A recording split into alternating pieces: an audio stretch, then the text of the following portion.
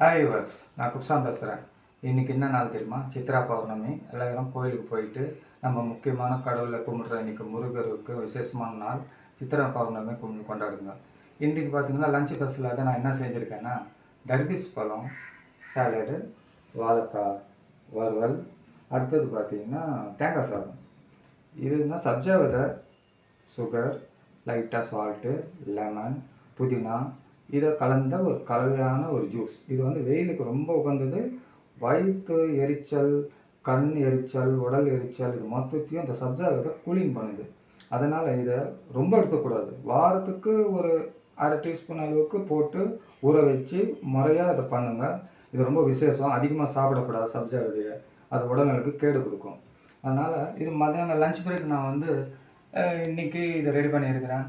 Subscriber நீங்கள் எனக்கு ஆதரவு கொடுங்க, லைக் பண்ணுங்கள், ஷேர் பண்ணுங்கள்.